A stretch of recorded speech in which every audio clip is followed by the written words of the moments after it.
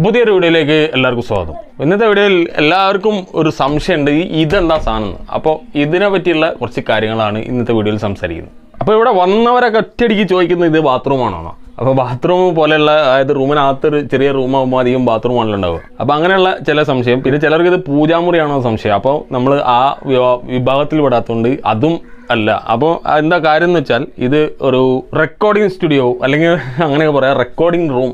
ഞാൻ ഈ നോയ്സ് റിഡക്ഷന് വേണ്ടിയിട്ട് ഒരു റൂം പോലെ ഒരു ചെറിയൊരു ബോക്സ് ചെയ്താണ് പ്ലൈവുഡിൽ ചെയ്തിട്ട് അതിൻ്റെ ഉള്ളിൽ ഫുള്ള് ഫോം ചെയ്താണ്. അപ്പോൾ അത് ഞാൻ കാണിച്ചു തരാം, അതിനുള്ളിലേക്ക് വരുമ്പോഴുള്ള വ്യത്യാസവും കാണിച്ചു തരാം. അപ്പോൾ എന്താണ് ചെയ്യാൻ കാരണം എന്ന് വെച്ചാൽ, നമുക്ക് ഒരു റൂം ക്ലിയർ ചെയ്യാൻ, അതായത് റൂം അക്വാസ്റ്റിക്സ് അത് കറക്റ്റാക്കാൻ നമുക്ക് ഒരുപാട് പൈസ വേണം.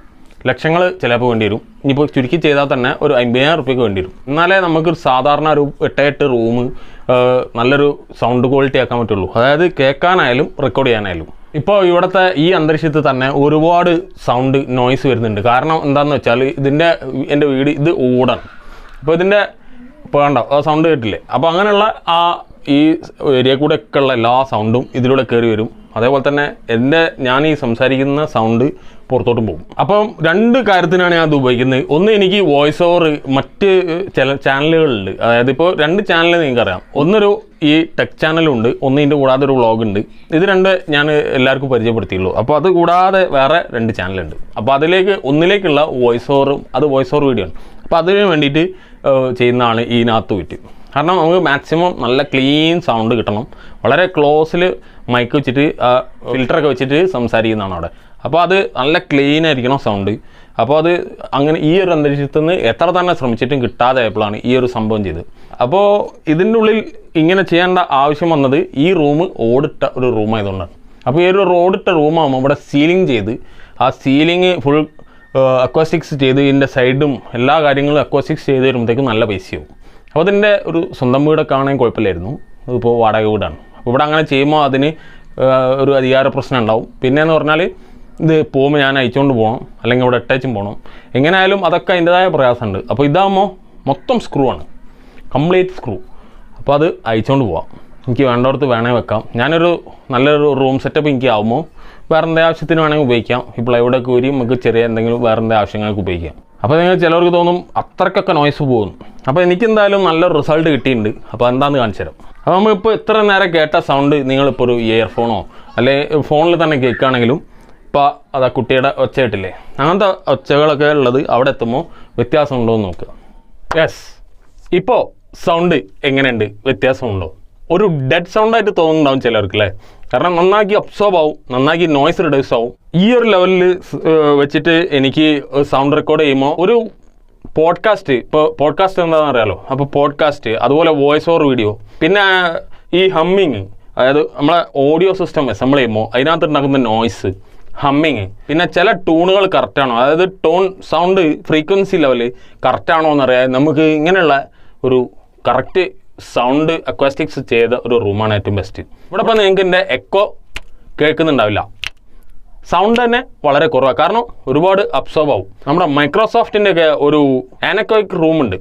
അതിനകത്ത് പോയാൽ ശരിക്കും നമ്മളെ സൗണ്ടേ കേൾക്കുള്ളൂ എന്ന് പറയും. അതായത് നമ്മൾ ഈ ബ്ലഡ് ഫ്ലോ, ഹാർട്ട് ബീറ്റ്, അങ്ങനെയുള്ള കാര്യങ്ങൾ അതൊക്കെയാണ് കേൾക്കുക. കാരണം മറ്റൊരു സൗണ്ട് കേൾക്കില്ല. കാരണം അവിടെ അത്രയും അത് അബ്സോർബായി പോകും. പിന്നെ ഒരുപാട് റിഫ്ലക്ഷൻ, അതായത് കംപ്ലീറ്റ് 0 റിഫ്ലക്ഷനാണ്. 1% പോലും സൗണ്ട് എവിടെയും തട്ടി റിഫ്ലക്റ്റ് ചെയ്യില്ല. ഇവിടുത്തെ സൗണ്ട് എന്ന് പറഞ്ഞാൽ ഇവിടെ ഇപ്പോൾ ചെയ്തുള്ളത് എങ്ങനെയാണെന്ന് വെച്ചാൽ, ഇവിടെ ഇപ്പോൾ ഇത് മൊത്തം ഫോമും ഈ നമ്മുടെ ഗ്ലാസ് വൂൾ എന്ന് പറഞ്ഞ സാധനം, ഇതൊക്കെ ഫോം തന്നെ ചെയ്ത് ഇതിൻ്റെ മുകളിൽ ഗ്ലാസ് വൂൾ ഫിക്സ് ചെയ്തിട്ട് അതിൻ്റെ മുകളിൽ ഫോം വെച്ച് കവർ ചെയ്താൽ. ഇനി ഇതിൻ്റെ മേലെ ക്ലോത്തിങ് കവറിങ്ങും ഒക്കെ വരാനുണ്ട്. പക്ഷേ ഞാൻ വീട് മാറുകയാണെങ്കിലോ എന്നുള്ളൊരു ഓപ്ഷനിൽ അവിടെ നിർത്തിയേക്കാണ്. കാരണം ഇതിപ്പോൾ അങ്ങനെ ചെയ്തത് ഫുൾ സറൗണ്ടിങ്സ്, ഫുൾ എല്ലാ ഭാഗത്തും സീലിംഗ് നടക്കും. ഇത് ചെറിയ ആ വുഡൻ വർക്ക് കാണുന്ന ഇതിൻ്റെ ഇടയിൽ കാണുന്ന ഏരിയയിൽ നമ്മളിവിടെ മറ്റേ ഗ്ലാസ് വൂളാണ്. ഇവിടെ ഇവിടെ നമുക്ക് ബേസ് ട്രാപ്പ് എന്ന് പറഞ്ഞ സംഭവം ചെയ്യാനുള്ള. അടിയിൽ ബേസ് ട്രാപ്പ്, ഇപ്പോൾ ചെറിയൊരു മുഴക്കം നിങ്ങൾക്ക് തോന്നുന്നുണ്ടെങ്കിൽ അത് ഒഴിവാക്കാൻ നമ്മൾ ബേസ് ട്രാപ്പ് ഇവിടെ വെക്കുന്നു. അതിൻ്റെ താഴത്ത് 2 ഭാഗത്തായിട്ട്, അതായത് 4 ബേസ് ട്രാപ്പ് ചെറിയ ടൈപ്പ് ട്രയാങ്കുലർ ഷേപ്പിലുണ്ടായിട്ട് ഇവിടെ ബേസ് ട്രാപ്പ് വെച്ചാൽ 100% ഇവിടെ 0 നോയ്സ് ആയിരിക്കും. 0 നോയ്സ്, 0 റിഫ്ലക്ഷൻ, അങ്ങനെ എല്ലാം 0 ആയി നല്ലൊരു ക്ലീൻ സൗണ്ട്. ഇപ്പോൾ ഇതിന് ഞാൻ ആ സൗണ്ടിന് നിങ്ങൾക്കൊരു വ്യത്യാസം തോന്നിയില്ലേ? നേരത്തെ ഞാൻ അതിൻ്റെ മുകളിൽ ടച്ച് ചെയ്തപ്പോഴുള്ള സൗണ്ടും ഈ സൗണ്ടും വ്യത്യാസമുണ്ട്. പിന്നെ എൻ്റെ ഫ്രണ്ടിൽ പറഞ്ഞാൽ ഞാൻ വളരെ ചെറിയ തോതിലുള്ള ഒരു സംഭവം ഇവിടെ ചെയ്ത് വെച്ചിട്ടുണ്ട്. കാരണം ഞാൻ സംസാരിക്കുമ്പോൾ നേരിട്ടിട്ട് ഈ ഇതിൽ തട്ടി അബ്സോർബ് ആവില്ല, നമ്മൾ ഡിസ്ട്രാക്റ്റ് ആവും. അതായത് ഞാൻ സംസാരിക്കുമ്പോൾ എൻ്റെ സൗണ്ട് അവിടെ തട്ടി റിഫ്ലക്റ്റ് ആയി ഇവിടെ തട്ടി പിന്നെ റിഫ്ലക്റ്റ് ആയി അവിടെ തട്ടി. ഇതാണ് എല്ലാ റൂമിലും സംഭവിക്കുന്നത്. ഇതന്നെ നമ്മളൊരു ഓഡിയോ സിസ്റ്റം പ്ലേ ചെയ്യുമ്പോൾ സ്പീക്കറിൻ്റെ സൗണ്ട് ഇവിടെ തട്ടി രണ്ടാമത് അപ്പുറത്ത് പോയി തട്ടി അങ്ങനെ തട്ടി കളിക്കുക ചെയ്യുന്നത്. അപ്പോൾ ആ തട്ടുന്നത് ഒഴിവാക്കുക, ആ റിഫ്ലക്റ്റ് ചെയ്യുന്നത് ഒഴിവാക്കുക, അബ്സോർബ് ചെയ്യിക്കുക. അതുപോലെ അവിടെ തട്ടി അതൊരു മറ്റൊരു ഏരിയയിലേക്ക് എന്താ പറയുക അപ്പോൾ അത് ചെതറിക്കുക. അങ്ങനെ ചെയ്ത് കഴിയുമ്പോൾ വളരെ ക്ലീൻ സൗണ്ടാണ് എന്നാണ് എൻ്റെ ഒരു അഭിപ്രായം. ഇതുവരെ എനിക്ക് നല്ല റിസൾട്ട് ഇവിടുന്ന് ഞാൻ റെക്കോർഡിങ്ങിൽ കിട്ടിയിട്ടുണ്ട്. റെക്കോർഡ് ചെയ്തതിൻ്റെ പുറമെ അത് എഡിറ്റ് ചെയ്യുമ്പോൾ മറ്റേ സൗണ്ട് എഡിറ്റ് ചെയ്യുമ്പോൾ നമ്മളെ നോയ്സ് കട്ട് ചെയ്യുമ്പോഴത്തേക്ക് തന്നെ നമ്മുടെ സൗണ്ട് മൊത്തം നശിക്കും. അത്രയ്ക്കും നശിച്ചു പോകും സൗണ്ട്. ഇവിടുന്ന് നോയ്സ് റിഡക്ഷൻ എന്ന് പറഞ്ഞത് ശരിക്കും ഒരു ലൈന് പോലെയാണ് എനിക്ക് കിട്ടാറ്. അപ്പോൾ അത് വളരെ ക്ലീനായിട്ട് സൗണ്ട് കിട്ടുന്നുണ്ട്. നിങ്ങളുടെ വീട്ടിൽ നിങ്ങളിപ്പോൾ ഒരു ഓഡിയോ സിസ്റ്റം പ്ലേ ചെയ്യുമ്പോൾ അവിടെ ഏതൊക്കെ തരം ആ കാര്യങ്ങൾ ആ റൂമിലുണ്ടോ, ആ ഓഡിയോ പ്ലേ ചെയ്യുന്ന റൂമിലുണ്ടോ, അതിലൊക്കെ നിങ്ങളെ ബേസിനെയും നിങ്ങളുടെ ഓഡിയോ ഫയൽസിനെയും അതിൽ വരുന്ന നോട്ട്സിനെ ബാധിക്കും, ഡീറ്റെയിൽസിനെ ബാധിക്കും. കാരണം 100% ബാധിക്കും. അവിടെ അബ്സോർബിങ് മെറ്റീരിയൽസ് കൂടുതലാണെങ്കിൽ നിങ്ങൾക്ക് അവിടെ ഒരുപാട് നല്ല ഒരു മൈനർ ഫ്രീക്വൻസികൾ നിങ്ങൾക്ക് അതിൽ അബ്സോർബ് ആയിട്ട് നിങ്ങൾക്ക് കേൾക്കാത്ത അവസ്ഥ പോലെ തോന്നും. ഒരുപാട് റിഫ്ലക്ഷനുള്ള സ്ഥലമാണെങ്കിൽ അവിടെ മുഴക്കമായിട്ട് തോന്നും.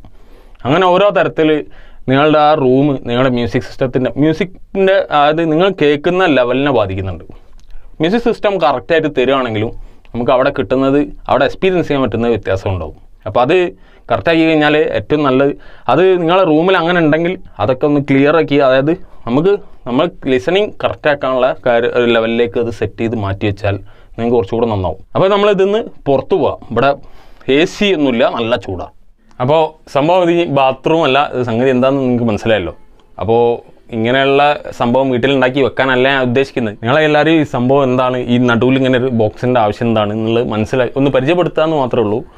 പിന്നെ മറ്റേ റൂമിലത്തെ കാര്യം പറഞ്ഞത് നിങ്ങളുടെ റൂമിൽ അബ്സോർബിങ്ങും റിഫ്ലക്ഷനും മാക്സിമം നിങ്ങൾ കറക്റ്റാക്കി വെക്കുക. എന്നാലേ നിങ്ങൾക്ക് എത്ര കോടി റുപ്യയുടെ മ്യൂസിക് സ്റ്റൈലും അതുകൊണ്ട് ഒരു ഗുണം കിട്ടുള്ളൂ.